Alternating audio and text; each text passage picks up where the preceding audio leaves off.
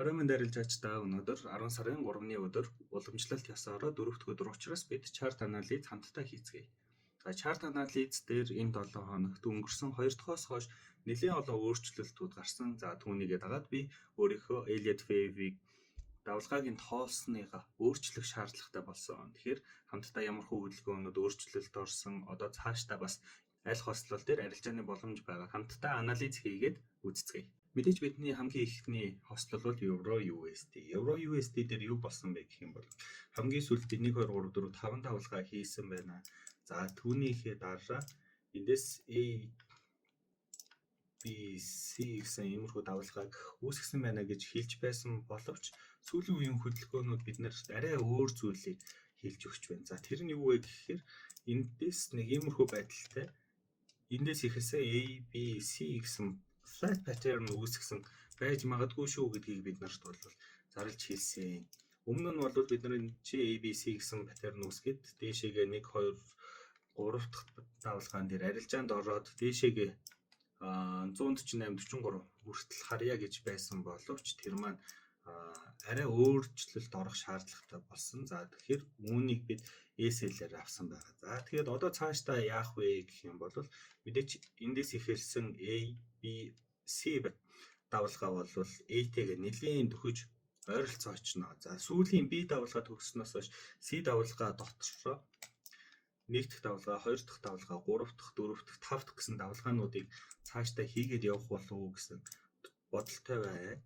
За нэг иймэрхүү байдалтайгаар явах болов. За тэгэхээр 5 давалгаа төгссөд 5 дахь давалгааны төгсгөл том цагийн flat pattern-ийнхаа C давалгааныхаа төгсгөл дээр давхцаж орж ирэх болно. Хэрвээ бид нарт за энэ анализыг арай эрт хийсэн бол энэ хэсэг дээр доош арилжаанд орох боломж байсан. За гэхдээ за тиймэрхүү арилжаанд бол орж чадаагүй. Иймэрхүү байдалтайгаар арилжаанд орох боломж байсан. За одоо харин мэдээж LED-ийн болоод өнгөрсөн үйл явдлын ардаас бид нар харамсаад суухгүй тодорхой. Одоо харин ирээдүйд яах вэ талаар ярилцгаая. Одоо болвол 1 2 дахь давалгаагаа хийчихсэн 3 дахь давалгаа хийгээд явж байгаа. Биднэрт арилжаанд орох боломж 4 дахь давалгааны төгсгөл дээр гарч ирж байна. За яг энэ давалгаан дээр энчээ гарч ирж байна гэж үзэн. Бидний invalidation 3 дахь давалгаа дууссан гэж үзээд 4 дахь давалгаа эхэлсэн бол 4 дахь давалгаа хийж 1 дахь давалгааны үүсгэсэн орой ёроолыг дээш доош сэтлэх ёсгүй байдаг. За тэгэхээр мэдээж бидний invalidation 1-р давалгааны ёроол хэсэг дээр орж ирж байгаа. За ханш маань эндээсээ өсөөд хэрвээ энийгээ сэтлээд доошоо явж эхэлэх юм бол 3 дахь давалгаа дуусаагүй байна гэж бид нар үзэн. За тэгэхээр 3 дахь давалгаан доторх жижиг давалгаануудаа бас давхар тоолоод явах боломжтой үүсэх болно. Одоогийн байдлаар 2 дахь давалгаанаас эхлээд 1 дахь давалгаа, 2 дахь давалгаа, 3 дахь, 4 дахь, 5 дахь гэсэн байдалтайгаар явж байгаа гэж харж байгаа. За хэрвээ энэ маань дээшээгээ сэлээд ороод ирсэн тохиолдолд энэ хэсэг өөрчлөгдөх байх. Үүнээс цаашаа эндээсээ A, B, C гэж орж ирэх болов уу гэсэн төлөвлөгөөтэй байна. Тэгэхээр бидэрт арилжааны боломжинд гарч ирсэн захиалга шууд одоо өгсөн ч болно, эсвэл тухайн ханш дээр хурж ирэх нү, ирээд ямархуу үйлдэл гаргах нү гэдгийг хамтдаа харсан ч болно. Захиалга өгөх ханш бол нэг хөл 10946. ESL бол мэдээж 1-р давалгааны ёроол дээр, TP-г болохоор өмнөх A давалгааны ёроол дээр авчирсан байгаа. Иймэрхүү байдлаар арилжааны боломж гарч ирсэн байх нэ. Одоо харин Audi USD-ийн хувьд. Audi USD-ийн хувьд бидний анализ бас төдийлөн өөрчлөгдөөгүй. Гэхдээ бид нар invalidation-ыг хүчтэй доошоо сэтлээд яваад байгаа учраас бид нар мэдээж invalidation-ыг одоогийн байдлаар устгахчихсан байгаа даа. За тэгэхээр хамгийн сүүлд гарч ирсэн A, B, C давалгааны төгсгөл дээрээс татсан bullish above гэсэн цэгийг харж ханшны төвшин харж байна. За тэгэхээр хэрвээ ханш үүнийг доошоо сэтэлж орж ирэхгүй бол үүнээс дээшээ зөвхөн дээшээ бай арилжаанд бид нар орох болно. Тэгэхээр үүнээс дээшээгээ ханш маань маш хүчтэй bullish хөдөлгөөнүүд явуулах болов гэж бодож байна. За ABC-гийн дараа 1 2 3 4 5 гэсэн арилжаануудын боломжуудыг харуулж байсан. Тэгэхээр бид нар өмнө нь 24-ний 2 дахь өдөр хийсэн анализ дээр бид Audi USD дээр арилжааны боломж гарч ирлээ, ороорой гэж хэлж байсан. За тухайн үедээ бидний ESL бол нэг энэ үний доор байсан. За тэгээд энэ дээр цохиулах шахаад дээшээгээ явсан. За тэгэхээр би дагуулад дээшээгээ зөөсөн байна. Зөөгөөд энэ хөдөлгөөн бол цаашдаа нэлээд хүчтэй үргэлжлэх болов гэсэн таамагаар 769 гэсэн ханш дээр бид TP-гээ өгчихсэн байсан боловч тийшээгээ хурж ирэлгүй миний анализыг өөрчилсөн.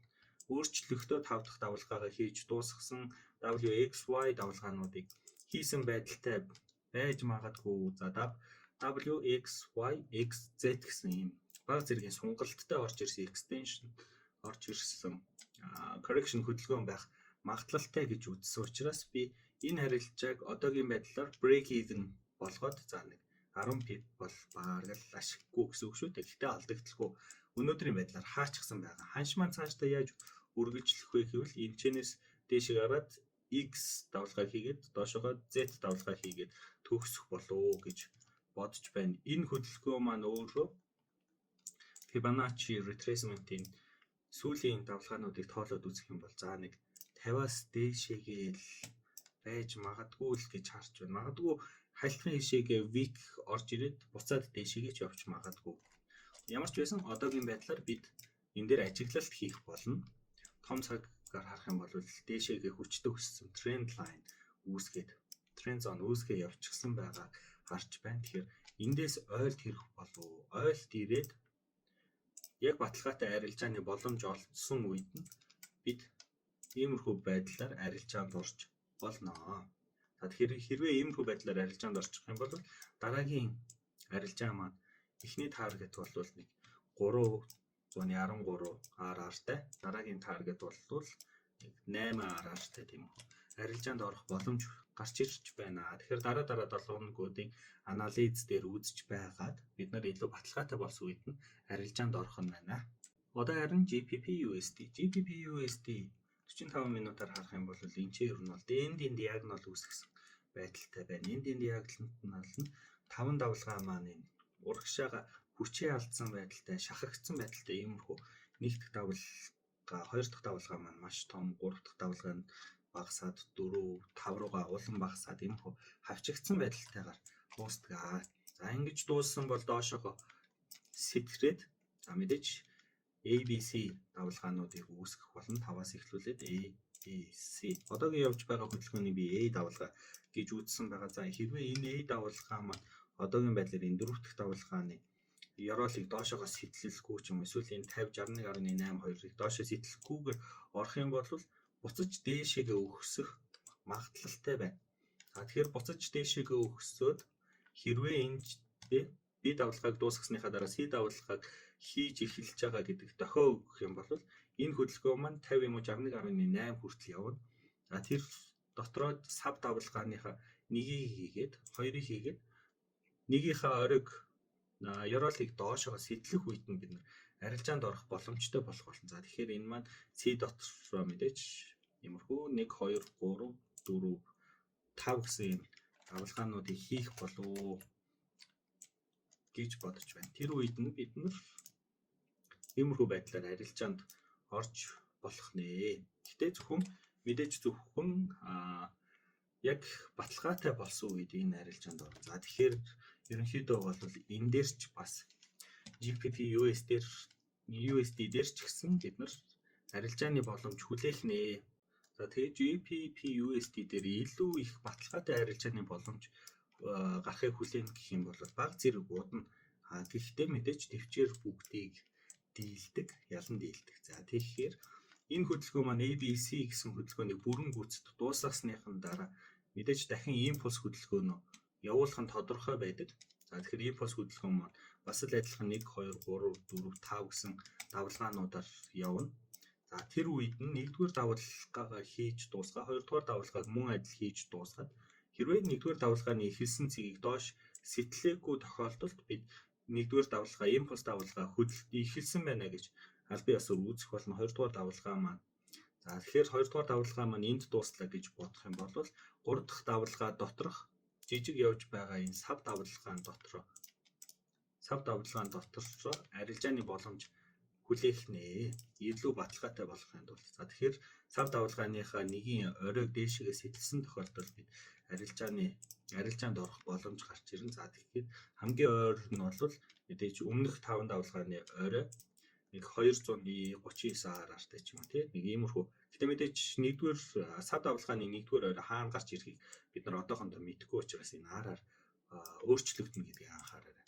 За тэгэхээр энэ маань өөрөө томцгийн 3 дахь давалгаа учраас TP-г илүү дээшээгээ зөөгөөд явсан ч болно. За энэ боломжууд гарч ирэхэд мэдээж би YouTube дээр энэ суваг дээр оруулаад явах болно. Тэгэхээр хэрвээ subscribe дарж амжааг байх юм бол яг одоо subscribe дараарай.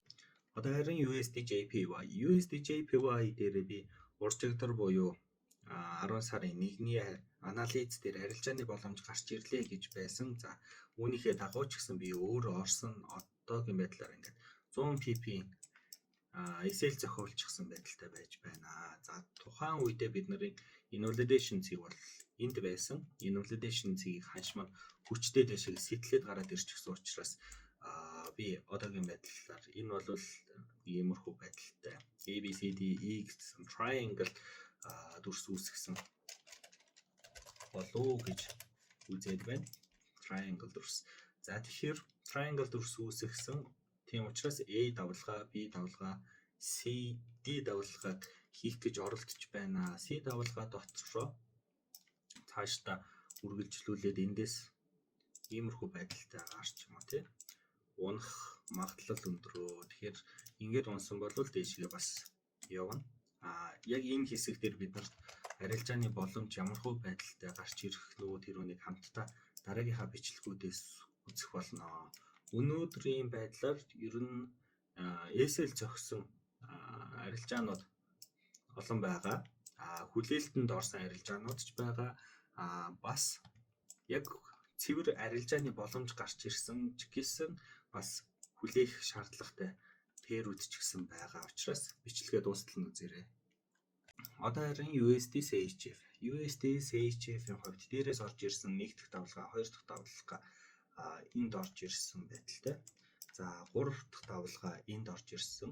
За тэгээд 4 дахь давалгаа нь дотроо одоо явж байгаа. Цаашаага 5 дахь давалгаа хийж байгаа болоо да гэсэн таамагтай байна. За 3 дахь ерөнхийдөө 3 дахь давалгаан дотроо 1 2 3 4 5-ыг бас хийчихсэн байгаа. За тэгэхээр 5 давалгааны ардаас мэдээж retracement хөдөлгөөн орж ирдэг. За энэ хөдөлгөөн бол одоогийн байдлаар таамгаар бол энэ дэшег энийгээ зохиод за нэг иймэрхүү байдалтайгаар явах болоо да гэсэн таамаг үзүүлж байна. Ингээд 5 дахь давалгааг дуусгах байхаа гэсэн бодолтой байна.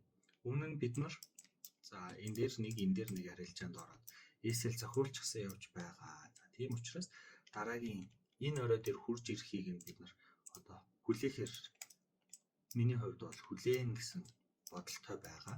Хэрвээ энэ орой дээр хурж ирээд нэг ийм ёроол үүсгээд дахиж нэг орой гаргаж ирээд доошоо явж эхлэх юм бол хэрвээ өмнөх үүсгэсэн энэ оройгоо дээшээгээ сэтгэлгүйгээр доошоогоо ёроолоо сэтлээ доошоогоо явсан тохиолдолд бидэнд арилжааны нэг иймэрхүү боломж бас гарч ирэхээр байна. Иймэрхүү арилжааны боломж гарч ирнэ.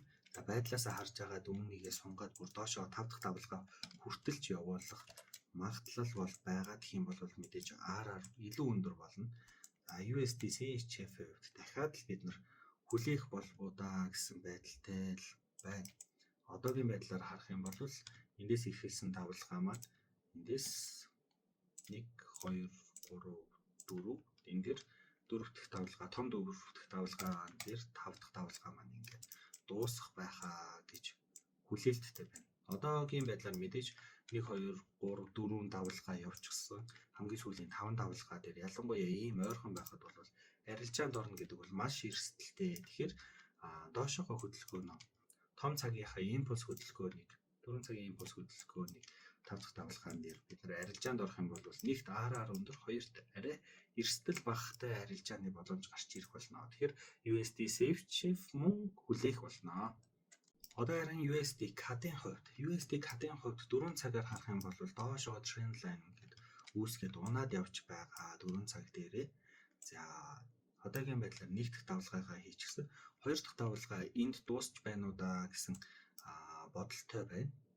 За тэгээд 3 дахь давалгаа нь дотроо явж байгаа. 3 дахь давалгааныхаа доторх сав давалгааны 2 дахь давалгааг энд хурж ирээд дуусгах болов уу гэж бодож байна. За тэгэхээр одоогийн байдлаар энэ дээшээ тренд, жижиг цагийн дээшээ тренд лайн ингээд үүсгээд явж байгаа учраас би өмнө нь 20-нд би ийм арилжаанд орж байсан юм байна. За тэрүүнийгээ өнөөдөр би бол хаачихсан. За нэг 21 pp ашигтайгаар ингээд хаачихсан юм байна. Үргэлжлүүлээд одоогийн байдлаар миний харж байгаагаар энэ хөдөлгөөн маань дээшээгээ ингэж орж ирээд за тэгээд үргэлжлүүлээд доошлуулах болов гэж бодож байна. Хэрвээ ингэж доошлуулсан тохиолдолд мөн л адил биднэрт арилжааны боломжийн хавьд гарч ирэх байхаа гэсэн найдлагтай байна. Аль эсвэл арилжаа маань 4 цагаар хараад үзэх юм бол эндээс татсан 1-р давалгааныхаа 61.8 эсвэл 50 руугаа дээшээгээ сэтэлж гарч ирээд за энэ дүрсийг үүнийг ерөнхийдөө бол нийтд нь flat болгох магадлалтай байгаа. За хэрвээ энэ дээр invalidation цэгийг тавиад өгөх юм бол ханш маань дээшээгээ өссөөр үүнийгээ сэтлээд доошоо явсан тохиолдолд 2 дугаар давалгаа маань хоошоогоо зөөгдөж шинэ орой дээр авчирагдаад энэ маань өөрөөр эндээс эхэлсэн A, B, C гэсэн байдалтайгаар за ингээд харуулад өгөх юм бол илүү ойлгомжтой болох. Эндээс эхэлсэн A, B, C гэсэн ийм flat pattern үүсгэх боломжтой. Одоогийн байдлаар бас дахиад л хүлээн 2 төрлийн хөдөлгөөнөөс шалтгаалж бид нар цаашдын хөдөлгөөнүүдийг ерөнхийдөө бол тодорхойлно гэсэн байдалтай байна. Одоогийн байдлаар бол энэ ёроолыг доошоогоо сэтлэхээс нааш ерөнхийдөө үүнээс дээшээ bullish гэж үзэх болно. Bullish буюу дээшээгээ өсөлттэй байна гэж үзэх болно. Үүнийгээ доошоо сэтэлсэн тохиолдолд бид нар үүнийг bear хөдөлгөөнд буюу доошоогоо явах хөдөлгөөнд орлоо гэж үзэх нэ. Тэгэхээр USD CAD дээр бас л хүлээх шаардлагатай. Одоо харин XAVUSD-г Gold дээр арилжаа хийж харцгаая. Gold дээр би энэ chart анализуудаа ерөнхийдөө YouTube дээр channel дээр орж эхлээд энд нэг TP зогсон. За энд бол 100 PP ашигтайгаар хаасан гэж хэлж байсан. За тэгээд одоо харах юм бол 3 дахь давалгаагаа хийгээд 4 дахь давалгаа энд дууссан гэж үзсэн учраас би invalidation цэгийг энд тавьсан. Цаашдаа алтны хөдөлгөөн бол жижиг сав давалгааныхаа 1-р давалгааг хийгээд 2-р давалгааг энд төгсөж байна уу да гэсэн магадлалтай байна. Ерөнхийдөө таамаг тиймэрхүү байна. Яагаад вэ гэх юм бол эндээс 1-р давалгаа хийгээд 2-р давалгаа хийхдээ A, B, C гэсэн flat pattern-ыг үүсгэсэн. За одоогийн байдлаар хэрвээ бид одоо шууд энэчнээс арилжаанд орчихсон ч болохоор л харагдаж байна.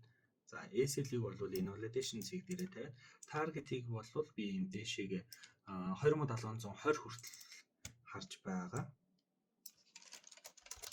20720 SL-ийг би 2624 72 дээр гэж тохируулаад иймэрхүү байдлаар арилжаанд орж болохоор байна шүү гэж үзэж байна. Тэгэхээр нэг 2.7 араартай иймэрхүү арилжаанд орж болох нэ. Тэгэхээр хэрвээ хүсэх юм бол өөрийн чинь анализтэй таарч байх юм бол энэ арилжаанд дагаад ороорой. За тэгэхээр энэ арилжаа маань өөрөө бүр том цагийн нийтдээ нэг эндээс эхэлсэн 1 2 3 4 5 дахь давалгаа энд дуусж байгаа. Хэрвээ 4 цагаар үзэх юм бол бүр өмнө нь эхэлсэн 1 2 3 4 5 дахь давалгаа мөн адил энд дуусах болов уу гэж таамаглаж байна. За тэгээд илүү жижиг цагаар харах юм бол мөн адил энэ маань 1 2 за тэгээд үүнээсээ дэшегээ 3 4 5 гэдэг ингээд 3 цагийн 3 тайм фреймийн 5 давалгаанууд энэ target хэсэг дээр давхцаж орж ирэх болов гэсэн бодолтой байгаа. За тэгэхээр дараагийн анализуудаар дараа 7 өдрийн 2 дахь анализаар энэ илүү тодорхой болох байхаа. Одоо харин WTI US oil. За тэгэхээр тосны байдлаар болвол бидний invalidation-ыг бол нэлийн хид зохисон байдалтай байна. Уржигдрын анализаар өгсөн арилжаа маань ESL зохисон байдалтай. Бидний арилжааны захиалгыг аваад доошоогоо нийтдээ нэг 164 pp явсан боловч буцаж эргээд 126 pp алдагдaltaйгаар хаагдсан байна. За тэгээд би ерөнхийдөө давалгааныхаа тооллтыг дахин шинжилэхээр болсон. Ханш том цагаар 4 цагаар үзэх юм бол эндээс эхэлсэн 1 2 гэсэн давалгааг хийгээд одоо 3 дахь давалгаан дотор явж байгаа гэж үзэж байгаа.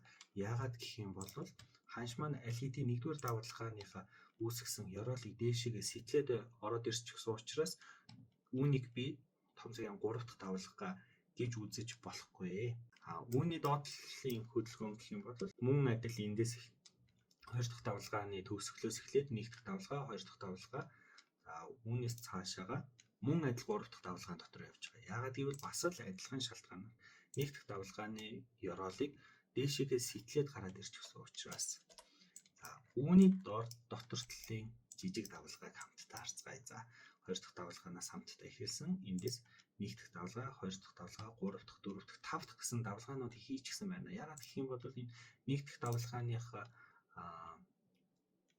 сэтгэлж гарсныхаа дараа үүссэн ёроол ерөнхийдөө бол дараагийнхаа давалгаа 1 дахь давалгааны үүсгэсэн ёроолыг эвдэлгүйгээр энд үүсээд 4 дахь давалгаа маань энд үүсээд тэгээд 3 дахь давалгаагаа дээшээ сэтэлсэн. Доошоогоо сэтэлсэн уучлаарай. Доошоогоо сэтэлсэн. За тэгэнгүүт л буцаад энд хурж ирээд энэ 4 дахь давалгааныхаа үүсгэсэн оройг дээшээ сэтэлсэн учраас 5 дахь давалгаа илүү баталгаатай болсон. За түүнээс цаашаага WXY давалгааг үүсгэсэн. Энэ маань өөрөө W давалгаа маань болж ирэх гэж байгаа. За дараа нь XY гэсэн давалгаануудыг үүсгээд явж байна. За үүнийг бол өөрийн гэсэн тусдаа нэршилтэй байдаг. За энэ нэршлийг нь бол дараагийн өдрүүдэд би хэрвээ чадвал зааж өгөх болно. За тэгэхээр X давалгаа төгсөө Y давалгаа дотор A, B дараагийн C хөдөлгөөнийг хийх болов уу гэсэн байдалтай байна. За тэгэхээр энэ 50 дээр хурж ирч ч магадгүй, ирэхүүч байж магадгүй. Ямар ч байсан одоогийн харж байгаа хөдөлгөөн бол C давалгаа руу буюу дээшээгээ байна гэж үзэж байна. Иймэрхүү хөдөлгөөнүүдийг орж ирэх болов уу гэсэн таамагтай байгаа. 45 минутаар харах юм бол мөн ялгаагүй л иймэрхүү байдалтай байна. Одоогийн байдлаар бидэнд арилжааны боломж төдийлөн гараагүй гэж үзэх болно. Дараагийн хөдөлгөөнүүдийг харж байгаад хэрвээ энэ дээр үнэхээр доошоо орж ирээд цэвэрхэн буцаад дээшээгээ явахаар боломж харах юм бол энд маш жижигхэн иймэрхүү арилжаанд орох боломж байна. Дээшээгээ C буюу Y давалгааны төгсгөл хүртэл иймэрхүү арилжаанд орох боломжтой байна. За тэгэхээр US Oil дээр мөн адил хүлээлттэй өдөр болох нэ. Одоо харин GPP, JPY-ийн хувьд. GPP, JPY-ийн хувьд дээрээс 5 давалгаа орж ирээд энэ бол correction давалгаа. Correction дотроо A, B, C давалгааг хийхдээ 20-нд маш хүчтэйгээр доошоо унж орж ирснийг 27-нд маш хүчтэйгээр унж орж ирснийг санаж байгаа байхаа. За уналтын дараа энэ хөдөлгөөн маань доошоо үргэлжлүүлээд явах болов гэсэн найдлага тавиад би энэ арилжаанд орж болохоор байна гэж хэлж байсан боловч хэсэг 100 ашигтай буюу нэг 196 pp ашигтай явсан. Араас нь 166 pp-ийн SL-ийг бид нарт зохиулжээ. За тэгэхээр мэдээж ABC паттерн дуусны дараа араас нь импульс хөдөлгөөн явах ёстой байдаг. За тэгэхээр импульс хөдөлгөөн маань ямархуу байдлаар явж байгаа гэвэл C давалгаанаас доошоо 1-р давалгаа одоо харин энэ үүсгэсэн сүүлийн орой бол 2-р давалгаа гэж одоогийн байдлаар үзэж байна. Энэ маань яаж баталгаажих вэ гэх юм бол ханш маань энэ хавь руу ч юм уу ямар ч байсан энэ 2-р давалгааны үүсгэсэн оройг дээшээгээ сэтлэлгүйгээр орж ирээд доошоогоо явж эхэлсэн тохиолдолд бид нэр 2-р давалгаа энэ юм байна гэж илүү баталгаатай болох болно. За 2-р давалгаан дотор A, B, C гэсэн паттерн үүсгээд 3 давалгаа үүсгээд явсан. За хэрвээ эмчнээс лимит ордер тавьж болно. 194 100 эсвэл 193 730 дээр лимит ордер тавиад За 188, 777, дараагийнх нь 184, 819 гэсэн ханшууд руу target TP гэдээ тавиад харж болно. Эсвэл энд хурж ирэхийг, энэ зон дээр хурж ирэхийг хүлээгээд энэ invalidation цэгийг дээшээ сэтэлэх нь үгүй юу гэдгийг харж байгаад бас арилжаанд орж болох нэ. Тэгэхээр одоогийн байдлаар би бол ажиглалтын байдалтай, хүлээлтийн байдалтай энэ бол нэлийн баталгаатай гэж үзэж байгаа. Тэгэхээр хэрвээ бид нар таргет 1 дээрээ тавих юм бол 343 RR-тай таргет 2 дээрээ тавих юм бол 615 RR-тай арилжааны боломж гарч ирсэн байх нэ. Гэхдээ одоогийн байдлаар бид RR-аа өсгөхийн тулд 1-р, 2-р гэх юм бол илүү баталгаатай болохын тулд GPP, JPY дээр мөн адил хүлээлтийн өдрүүд эхэлж байна. Одоо харин Euro JPY. Euro JPY бол өмнө ярьжсэн 1 2 3 4 5 давлгаагаа дээрээс орж ирээд хийсэн. Одоогийн байдлаар энэ бол triangle хөдөлгөөнийг үүсгэсэн байдалтай. ABC давлгаануудыг хийсэн. D давлгаа дотроо харин ABC гэдэг иймэрхүү байдалтай явах болов гэж бодож байна.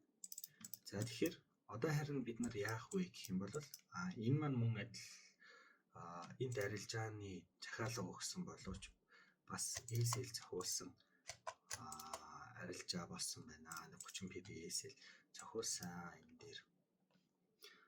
За одоо харин ямар хуу төлөвтэй цаашдаа ямар хуу байдалтай болох вэ гэх юм бол ханш маань одоо харин цаашдаа хэрвээ дээшээ энэ invalidation буюу B цэгийн төгсгөлд гарсан оройг дээшээгээ эвдэлгүйгээр ингэж эвдэлгүйгээр доошоогоо энэ ёроолыг доош нэг эвдээд буцаж нэг correction хөдөлгөөн хурж ирээд дахиад доошоогоо явж эхлэх юм бол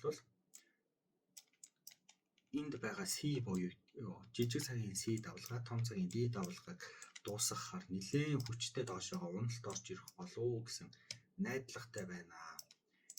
Одоо харин энийг сэтлээд дээшээгээ буцаж орж ирнэ. Мэдээж орж ирэхдээ бага цагийн жижигхэн иймэрхүү орой ёроолуудыг үүсгээд доошоогоо орж ирнэ. Доошоо орж ирэхэд нь сүүлд үүсгэсэн ёроолыг доошоогоо сэтлэх үед нь бид арилжаанд орж болох нэ. Мөн ESL-ийг энд эсвэл энд тавина. Харин TP-гээ бол бид нар доошоо C давлгааны төгсгөл хүртэл нь хараад өгч болно. Тэгэхээр энэ C давлгаа буюу том цагийн D давлгаа маань хоёр ёроолыг доороос нь холбож зурсан учраас энэ маань 4 цагийн хүчтэй юу байгаа. За тэгэхээр энэ хүртэл харж болно. Мөн давхар ESL-ээ доошоогоо багаар зөөгөөд явах боломжтой. Тэгэхээр энэ маань ямар ч байсан RR бол 6-аас дээшээгээ RR гарч ирэх болов. Хэрвээ илүү ESL багтай байх юм бол 10-аас ч дээшээгээ RR өндөртэй арилжаа гарч ирэх болов гэсэн таамагтай байна.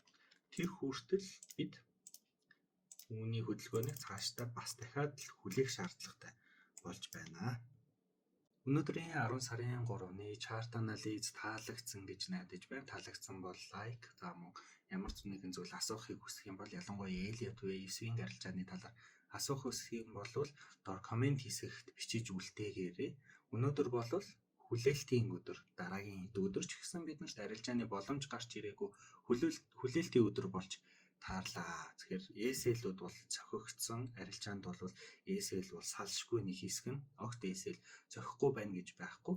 Харин маш сайтар хүлээгээд маш сайтар анализ хийсний дараа олон өдрийн хүлээлтийн дараа биднэрт арилжааны боломж гарч ирэх болно.